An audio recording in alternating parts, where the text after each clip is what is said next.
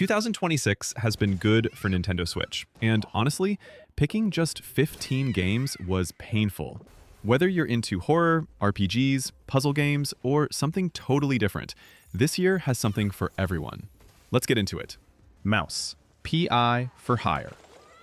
Picture this. You're playing a first-person shooter that looks like a 1930s cartoon, and every enemy you kill literally melts like a wax figure. That's Mouse. PI for hire. You play as Jack Pepper, a war veteran turned private detective in the city of Mouseburg.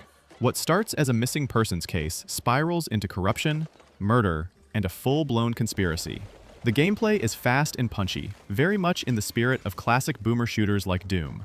You're constantly moving, shooting, and picking up weapons and power-ups. Between the action, you investigate crime scenes, pick up clues, and talk to allies. The whole thing runs about 11 hours, and the hand-drawn rubber hose animation, paired with a big band jazz soundtrack, makes it feel completely unlike anything else on the platform. It's bold, it takes risks, and it absolutely earns your attention.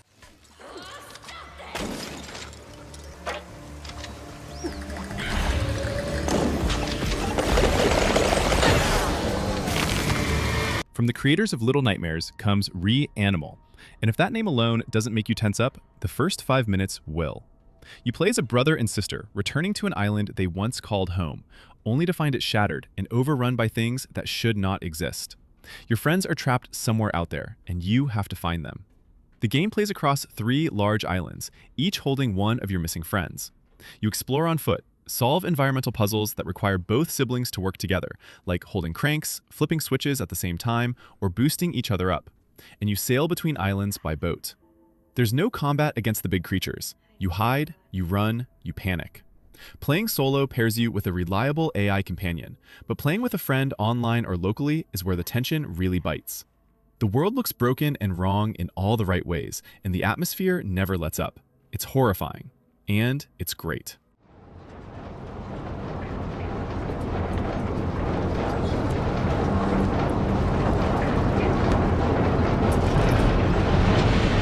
If you ever wanted to play Monster Hunter, but found the action combat overwhelming, Stories 3 is exactly what you've been looking for.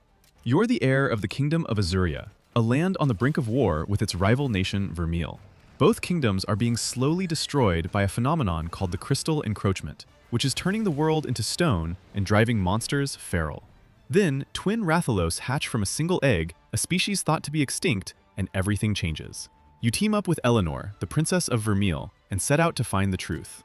The combat is turn-based, built around a rock-paper-scissors system of power, speed, and technique. You hatch monster eggs to build your party of monsties, and battles reward smart team building and timing over button mashing. A highlight is the Synchro Rush system, where you knock enemies down and the whole party piles on.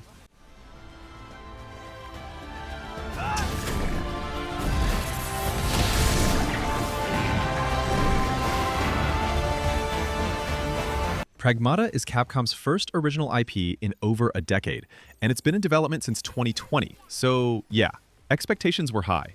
You play as Hugh, a survivor on a lunar research station that's been taken over by a rogue AI. He's accompanied by Diana, a mysterious android girl. To fight back, you control both of them simultaneously. Hugh shoots, Diana hacks. When you target an enemy, a small grid puzzle appears on screen, and you guide a cursor through it while Hugh keeps the pressure on. Successfully completing the hack opens the enemy's armor, letting Hugh finish them off. It sounds like multitasking, because it is, and it never stops being engaging. The station is filled with fabricated rooms, creepy logs from the researchers who vanished, and boss fights that are genuinely spectacular in scale. The story won't blow your socks off, but the core loop of shoot, hack, adapt is satisfying from beginning to end.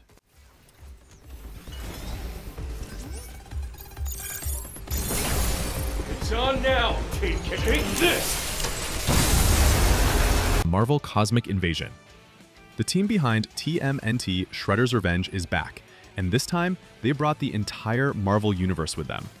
The villain Annihilus has launched an all-out assault across the galaxy with his bug army, and 15 heroes are standing in the way.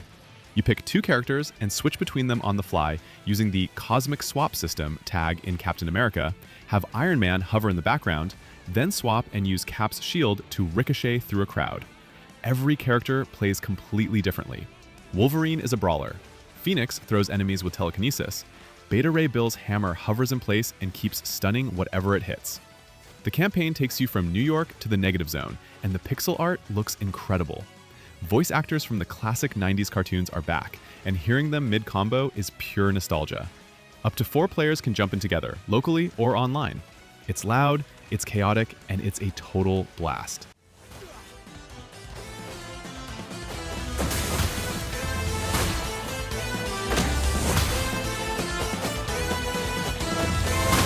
Stop reading other people's thoughts about blueprints and just play it.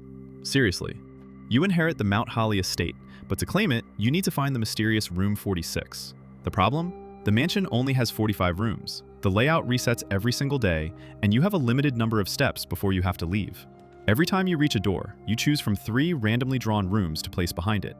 Keys unlock more doors. Gems let you draft better rooms. Every decision shapes your path, and running out of steps or getting boxed in means starting over tomorrow. But underneath the roguelike structure is a deep, cryptic mystery puzzle game. Notes scattered across the rooms hint at something bigger going on. By the end, most players are 60, 70, even 80 hours in, and still finding new things. Keep a physical notebook. The game basically requires it. It's one of the most accomplished puzzle games in years, and the Switch 2 version runs great handheld.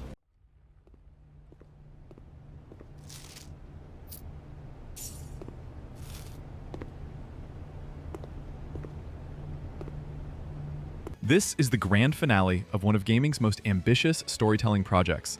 Trails Beyond the Horizon is the 13th entry in the Trails saga, a series that has been building its world, characters, and lore continuously since 2004. The end of the Zamurian continent is approaching, and humanity is preparing for its first manned space launch. You follow Van Arkwright and 2 other protagonists, Reen Schwartzer and Father Kevin Graham, across 3 separate story routes that all converge on the same world-shaking truth. The combat mixes real-time field battles with deeper, turn-based command battles for tougher encounters, and new mechanics like shard commands and the time-freezing ZOC add fresh layers to the already rich system. If you're a Trails newcomer, this isn't your starting point. Play Daybreak first, but if you've been following the series, this is the payoff to 2 decades of storytelling, and the Switch 2 version is the first in the series built with the hardware in mind.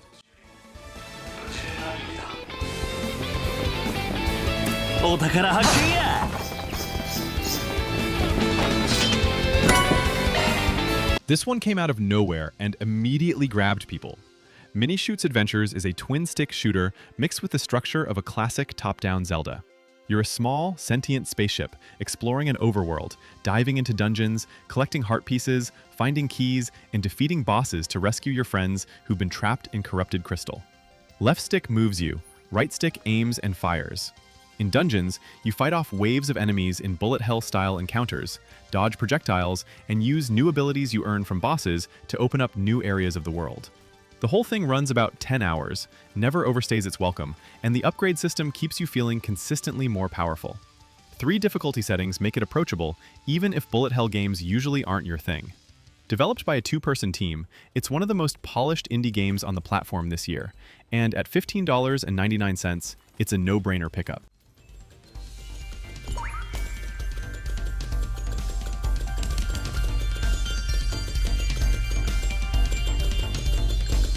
Ys 10.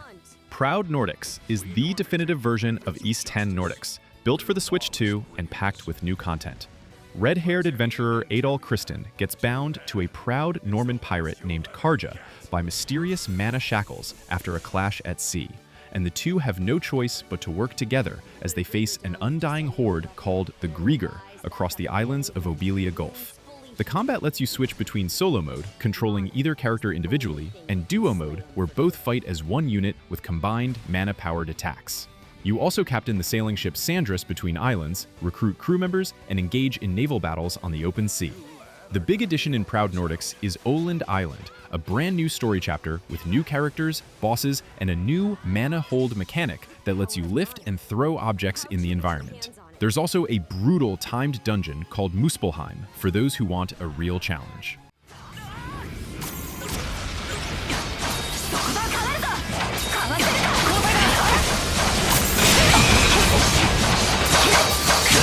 Final Fantasy VII Remake Intergrade retells the original Final Fantasy VII story up to the escape from Midgar, but it's far more than just a retelling. Avalanche is blowing up Shinra reactors to protect the planet, and Cloud, an ex-soldier mercenary, gets pulled into the mission. As things escalate, the stakes grow far beyond one city. The combat is a hybrid of real-time action and command-based strategy.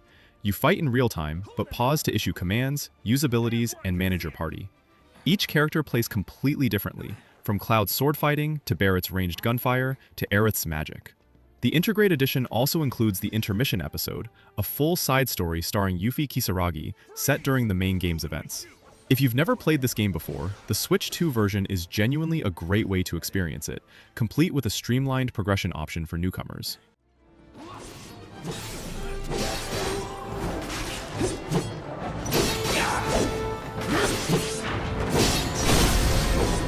Mia wakes up alone on a massive, drifting spaceship called the Vessel. The AI caretakers that ran it, known as the Pearls, have gone silent. Wild vegetation has overtaken the corridors, machines have gone rogue, and the whole thing is on the verge of shutdown. It's a Metroidvania, so you're exploring interconnected areas, unlocking new movement abilities like wall climbing and gliding, and using them to reach new sections of the ship. The combat is lightweight. You shoot energy orbs, dodge with a grappling hook, or create decoys, but the boss fights, of which there are 15, bring a real challenge. The ship itself is the highlight. Every biome looks wildly different. The backgrounds are some of the most detailed and gorgeous in recent memory.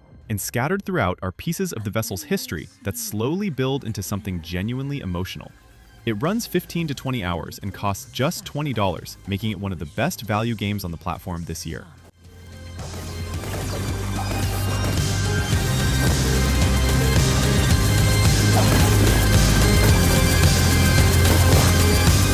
Planet of Lana II picks up 2 years after the first game.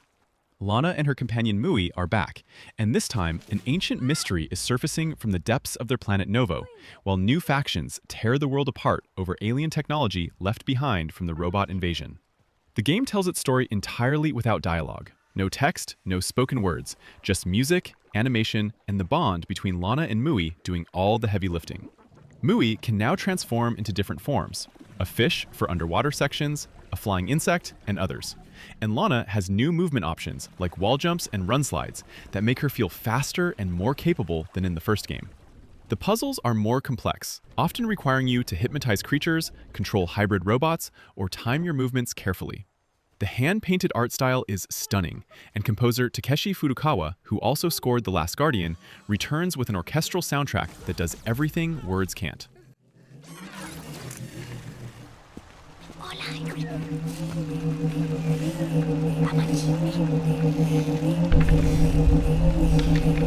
Resident Evil is back in a massive way. Requiem is the 9th mainline entry, set 30 years after the fall of Raccoon City. A mysterious body turns up at an abandoned hotel in the Midwest, and FBI analyst Grace Ashcroft gets sent to investigate, only to realize it's the same place her mother was murdered 8 years ago. Grace is not a trained combat specialist. She's introverted, underprepared, and genuinely vulnerable, which makes her sections feel like pure survival horror. You manage limited inventory, scarce ammo, and relentless enemies. Then the game shifts to legendary agent Leon S. Kennedy, whose sections are faster, more aggressive, and pack in an action-heavy vibe. Both characters can switch between first and third-person perspective at any time. The story bounces between them, building toward answers about Raccoon City and the corruption behind it all. It sold 6 million copies in its first month, ran beautifully on Switch 2, and is already considered one of the best entries in the series. A story expansion has been announced.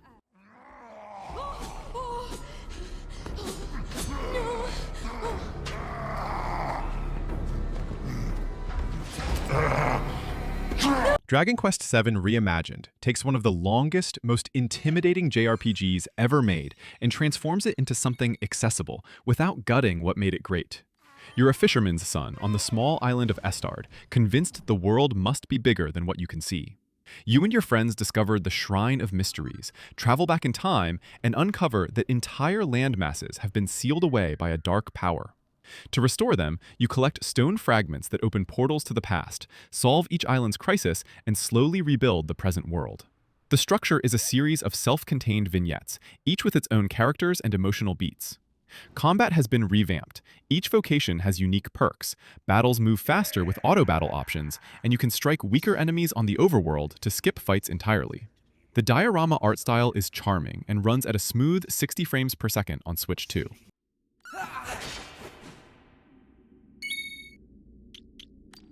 Take that!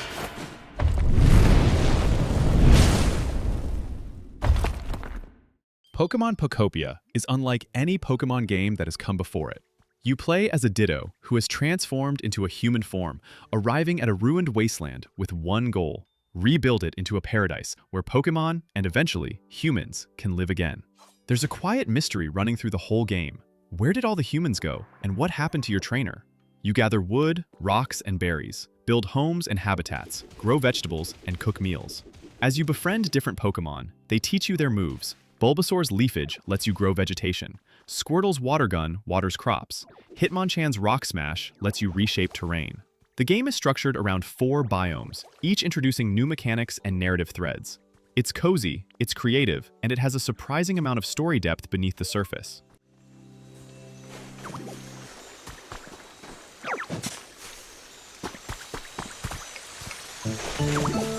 And that's the list. Drop a comment letting me know which one you're most excited about, and if there's a game you think deserved a spot, I want to hear it. Thanks for watching. See you in the next one.